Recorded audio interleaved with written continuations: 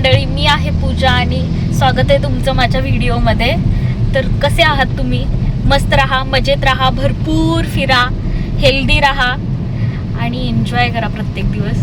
तर मी आज माझ्या व्लॉगची सुरुवात करते, मोठ्या व्लॉगची स्पेशली, कारण मी एकही मोठा व्लॉग टाकलेला नाही आहे. तर आम्ही चाललोय आता कोकणामध्ये पण ते कुठे मी सांगतेच तुम्हाला. पण काय भारी वातावरण झालंय सांगू तुम्हाला राव. खूप सुंदर, काय सह्याद्री बनवलंय देवानं, बाप रे काय नेचर आहे. असं वाटतं त्याच्यासमोर आपण काहीच नाहीये. आपण कशाचा एवढा माज करतो असं वाटतं त्याच्यासमोर. हे इतक्या वर्षानुवर्षे आहेत तरी कसे आहेत अजून. खूप सुंदर नेचर आहे, वातावरण खूप सुंदर आहे. आणि आम्ही दोन्ही पोरांना आमच्या घेऊन फिरायला चाललोय, कारण बीच वरती गेलेत ते, पण आता पावसाळा असल्यामुळे धबधबा पण दिसतील त्यांना. आणि चिन्नूनी पण अजून एकदाही धबधबा बघितलेला नाहीये, त्यामुळे ती फार म्हणजे खुश होणार आहे ते बघून धबधबा वगैरे. मला हे दिसतंय की नाही मला कळत नाहीये ऍक्च्युली, पण हे वरती बघा कसं झालंय सगळं. ते फॉग आहे त्यामुळं कार मधून तुम्हाला दिसेल. धबधबा पण आहे. वाव, तुम्हाला दिसतंय काय? नमस्कार मंडळी. आमच्या पूजा मॅडमचं खूप दिवसापासूनची इच्छा होती की मला गणपतीपुळ्याला जायचं आहे. आणि ती नेहमी माझ्या मागे लागत असते की तुम्ही ब्लॉगिंग सुरू करा, तुमचा आवाज छान आहे आणि तुम्ही का नाही ट्राय करत आहे. सो तिच्या इच्छा खातर मी म्हटलं आपलं एक छोटंसं एखादं आपण ट्राय करावा. सो आता मी गाडी पण चालवतो आहे आणि थोडं हे मला माहिती आहे की हे रिस्की आहे ॲक्च्युली गाडी चालवता बोलणे. पण ठीक आहे, आता बायकोसाठी एवढं करावं लागेल एवढं मला. सो मी एक्सप्लोर करतो आहे आमचं. मग ॲक्च्युली ना आमचं खूप कन्फ्युजन होतं की सातारा मार्गे जायचं, कारण साताऱ्यावरून आमचं गाव जवळ पडतं ना थोडंसं. सो तिकडून जायचं की म्हणजे ह्या आपल्या नेहमी तामिळ घाटातून जायचं. सो मी ऑफिसमधल्या काही मुलांना विचारलो. सो ते सेड की अरे साताऱ्यावरून तुला कमीत कमी 1 तास जास्त लागेल. सो आम्ही डिसाईड केलो की तामिळ घाटातून जाऊ. मग काय आम्ही लागली सकाळी नांदेड सिटीवरून निघालो आणि तिथून मग आपलं चांदी चौक, ग्रेट चांदी चौक जो माणूस चांदी चौकमध्ये बरोबर रूट शोधला तो जगामध्ये कुठेही जाईल अशी अवस्था सध्या झालेली आहे त्या चांदी चौकची. सो चांदी चौकवरून आम्ही भोगाव मार्गे आता सध्या तामिनी घाटामध्ये आहे सर्वजण. आणि खरंच म्हणजे अप्रतिम आहे यार निसर्ग. म्हणजे हे हजारो करोडो वर्ष झाले हे निसर्ग आहे. हे सगळं एवढं अथांग याचा पसारा पाहायला तर वाटतं की आपण नगण्य म्हणजे समुद्रातलं एक थेंब सुद्धा नाही आहे ह्या सगळ्या समोर. आपण एवढे आपण म्हणजे आयुष्यामध्ये एवढे छोटे छोटे प्रॉब्लेमवर आपण इतकं लगेच नाराज होतो, निराश होतो, हताश होतो. आणि सगळं बैठलं तर वाटतं यार आपण काय म्हणजे आपलं अस्तित्व आहेच किती. 100 वर्षाचं आयुष्य, 100 वर्ष नाहीच म्हणा आजकाल, हार्डली 70-80 वर्ष आपण जगतो आणि एवढा आपण हेवे दावे सगळं माज करतो. काहीच नाही आहे म्हणजे ह्याच्यासमोर आपण काहीच नाही. हे सगळं हे डोंगर, हे दर्या, हे सगळं नेचर जे आहेत ते पृथ्वीची उत्पत्ती होऊन म्हणतात 450 करोड वर्ष झाले. ओके, तो 450 करोड वर्ष झाले हा डोंगर असाच आहे, हा सगळं म्हणजे नेचर असंच आहे. मग आपण काय मग कशासाठी आपण एवढा माज करतो यार. बघा ना किती छान हा मुळशी डॅम दिसतोय ह्याच बाजूला. हे सगळं बघा, हे नेचर समोर तुम्ही जर पाहाल इतका सुंदर व्ह्यू आहे ना की हे काय आहे म्हणजे असं वाटतं की यार म्हणजे इथेच येऊन आपण सेटल व्हावं. लिटरली छान लोक एन्जॉय करतात. ते कोणी कणीस खातंय, छान सगळे लोक एन्जॉय करतात. ते बघून इतकं सुंदर वाटतं ना सगळं हे. आणि माझं मत आहे की जगामध्ये ना खरं सांगतो पीस, शांतता आणली पाहिजे बस, बाकी काहीच नको यार. म्हणजे प्रत्येक माणूस जर ठरवला ना की शांततेत राहायचं, आनंदात राहायचं, बस यार बाकी काहीच नको आहे माहिती आहे का. बाकी मग काम धंदे सगळं चालतीलच आपले, पण प्रत्येकाने आपले रूल्स फॉलो केले पाहिजे. आपण शांततेमध्ये म्हणजे ही भावना आतून यावं लागेल. आपल्या अवस्था काय झालेली आहे, आपण सांगतो मोठे मोठे उदाहरण की बाबा जपान देश असा आहे, स्वीडन देश असा आहे, कॅनडा देश असा आहे, परंतु स्वतःमध्ये आपण चेंजेस नाही करत. सो माझं मत कसं आहे की बाबा तुम्ही इथं बसू म्हणतोय की तो देश एवढा चांगला आहे तेवढा चांगला आहे, अरे तू स्वतः वाग ना तसा, मग सगळं. कारण शेवटी कितीही माणूस, कितीही पॉलिटिशियन्स लोक, कितीही राजकारणी लोक काही म्हटलं तरी शेवटी जोपर्यंत प्रत्येक व्यक्ती ठरवत नाही आपल्या मनापासून, तोपर्यंत या देशाचं काहीच नाही होणार आहे. त्याच्यामुळं प्रत्येक शिस्त, प्रत्येक गोष्ट स्वतःपासून तुम्ही अंगीकारा, म्हणजे आपल्याकडून देश चेंज होत जाईल. सो एवढं बोलायचं होतं. अपार्ट फ्रॉम दिस आमचा आता पुढचा प्लॅन जो आहे तो असं तामिनी मार्गे मग आम्ही कोकणामध्ये एंटर करू. सो जाताना पूजा म्हणत होती की तिची बहीण असते खेडला, सो त्यांना पण थोडंसं, आज संडे असल्यामुळं तिला, ती गव्हर्नमेंट ऑफिसर आहे, सो ती म्हणली की आपण तिला भेटून जाऊ. म्हटलं ठीक आहे, नो प्रॉब्लेम. सो तिला मग आम्ही हायवेवरच बोलवून घेऊ तिला. मग आम्ही तिला, ती खेडमध्ये असते ॲक्च्युली, तिला भेटून मग पुढे जे आहे आम्ही गणपतीपुळ्याचा मार्ग म्हणजे आमचा आहे पुढचा रोड. आत्ता गुगल मॅपच्या कृपेने इथे दाखवते की 4 वाजता आम्ही पोहोचणार आहोत तिकडे. तुम्ही पाहू शकता इथं किती सुंदर डॅमचा हा बॅकवॉटरचा व्ह्यू आहे. हा मुळशी डॅमच्या बॅकवॉटर आहे सगळा हा. सो खरंच म्हणजे निसर्गानं असं एकदम बहाल केलं आहे सौंदर्य, असं म्हणू शकता तुम्ही मुळशीसाठी.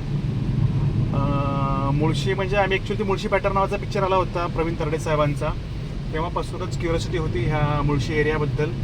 एकदा मागे आम्ही फिरलो होतो, म्हणजे मी पूजा जेव्हा आम्ही लग्न झालं होतं त्यानंतर आम्ही इकडं फिरायला आलो होतो आमच्या मित्रांसोबत. एका मित्राची फॅमिली आणि आमची फॅमिली अशी दोघं आलो होतो. तेव्हा आम्हाला ही आमची चिल्ली पिल्ली नव्हती, तेव्हा आम्ही त्यामुळे दोघं स्वच्छंद फिरायचो. आम्ही कसलं टेन्शन नसायचं, भिजलो, आजारी पडलो ह्याहून त्याहून, कारण दोघं आम्ही बऱ्यापैकी सगळ्या गोष्टी चालून जायच्या.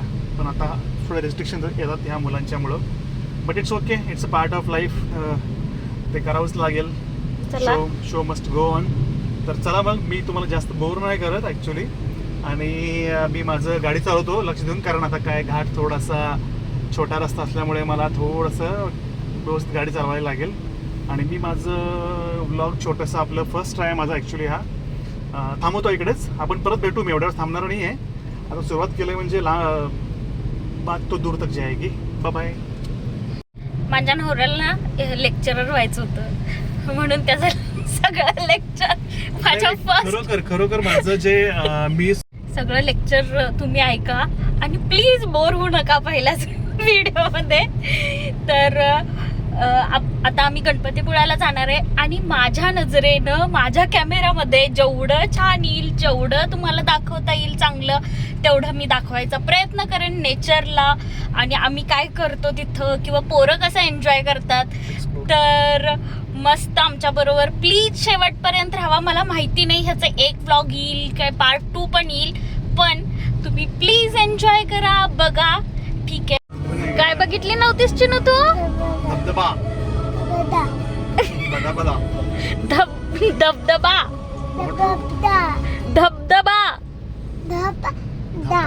धबधबा.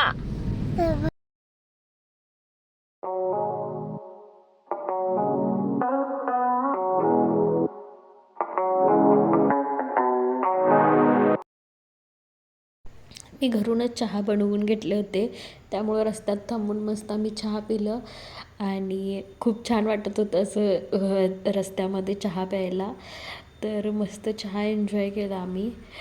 तर हे खूप छान वाटतं माहीत आहे का, हे जे आपण फॅमिली टाईम घालवतो ना, अशा प्रकारचे जे मेमरीज आपण तयार करतो ना, तर खरी मजा तर तीच असते, याच्यामध्येच असते, जे ट्रॅव्हलिंगमध्ये आपण मस्ती घालतो, काही आपले डिस्कशन्स होतात, तर तेच खूप आठवणीत राहतात. आणि त्यानंतर CNG, बापरे, CNGसाठी आम्ही एवढं वाट बघितलं ना, खूप ठिकाणी थांबलो, इतक्या मोठ्या लाईनी. मग शेवटी आम्हाला गणपतीपुळ्याजवळ गेल्यावरती तिथं CNG भेटली. एवढी काही गाडी नव्हती, 4-5च होत्या, त्यामुळं लवकर आमचं CNG भरून झालं. मग आम्ही गणपतीपुळ्यामध्ये पोहोचलो, आणि तिथं आम्हाला MTDCमध्ये रूम्स अवेलेबल होत्या, त्यामुळं तिथं गेल्यावरतीच आम्ही तो बांबू कॉटेज आहे तो बुक केला, आणि छान होतं, क्लीन होतं. गेलो, फ्रेश झालो, ते लगेच आम्ही बीचवरती गेलो, कारण आम्हाला पोचायलाच 5 वाजले होते गणपतीपुळ्यामध्ये. मग मस्त बघा ना किती सुंदर आहे, स्वच्छता नवा.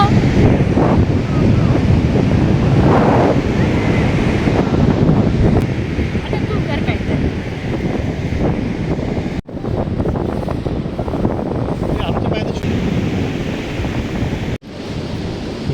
बाबा ऑन ड्युटी. त्याला सर्वत नाही, ते वाळू बिळू पूजा सगळं करायला लागते. होय काय?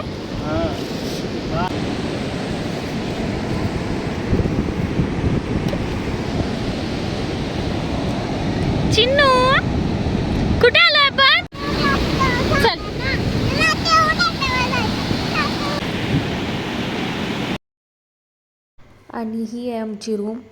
तर मस्त रूमवरती आलोत. पहिले पोरांना आंघोळ वगैरे घातलं, आम्ही देखील फ्रेश झालो. तर रूम छान होती, क्लीन होती. बघा सगळं बांबूचंच, नाही तर बेड वगैरे बनवलं गेलं होतं. तर इथं बांबूचं कपाट देखील होतं. तर त्याच्या स्टोरेजसाठी भरपूर जागा होती. टी व्ही होतं, AC होतं आणि छान होती रूम. त्यानंतर मग मस्त आम्ही तयार झालोत आणि मला खूप भूक लागली होती, कारण सकाळपासून आम्ही एवढं प्रॉपर आमचं खाणं झालं नव्हतं. त्यामुळं खूपच भूक लागली होती आणि बीचवरती खेळल्यामुळं तर पाण्यामध्ये थोडंसं जास्तीच भूक लागतं. मग मस्त छान तयार झाले. कशी दिसते ते कमेंट करून सांगा मला. मग आम्ही जेवायला गेलो.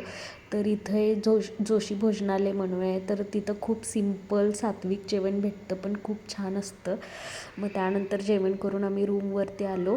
मग नंतर दुसऱ्या दिवशी सकाळी आम्ही लवकर पहाटे उठून 5च्या आरतीला आम्ही गणपती मंदिरात गेलो, कारण आदल्या दिवशी आमचं दर्शन काही झालंच नव्हतं, कारण आम्हाला यायलाच लेट झालं होतं. आणि तिथून चिन्नूचं असं होतं की कधी एकदा बीचवरती जातो. मग आवरून वगैरे जाईपर्यंत मंदिर बंद झालं होतं, म्हणून म्हटलं की सकाळीच जावं. आणि सकाळी अजिबात गर्दी नव्हती. आम्ही आणि आमच्यासोबत अजून एक फॅमिली होती, ती फक्त 2च फॅमिली होती. त्यामुळं आम्हाला आरतीही भेटली आणि छान दर्शनही झालं आणि पहाटेचं खूप छान वाटत होतं. तर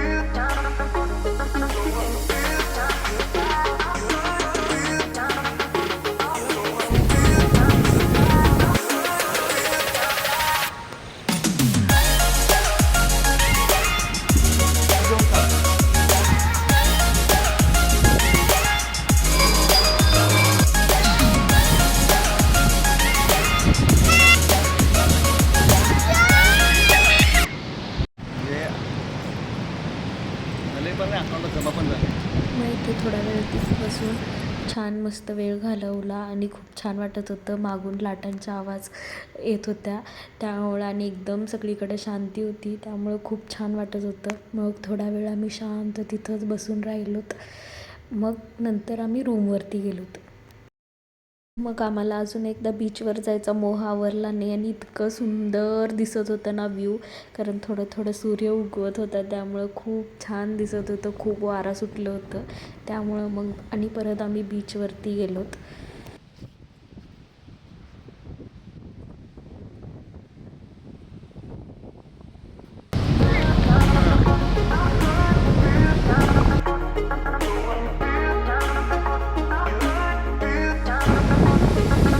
चालत जाऊ तू तिकडं, मागं जा.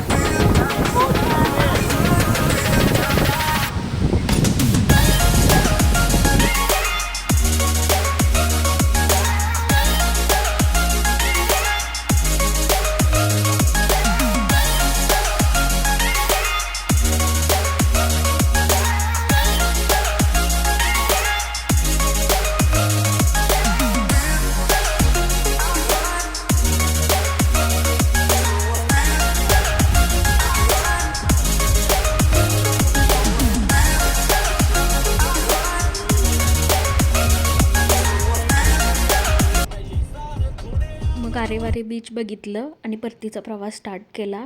आम्ही गावी जाणार होतो. मग तिथंच मध्येच नानीज मठ लागलं.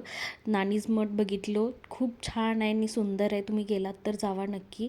आणि तिथं आम्हाला राजनंदिनी नावाची हत्तीने भेटली आणि ते आजोबा सांगतात तसं ती करत होती. तर हा माझा पहिला मोठा व्लॉग आहे. तर प्लीज काही चूक झालं असेल तर माफ करा. भेटूया परत. बाय.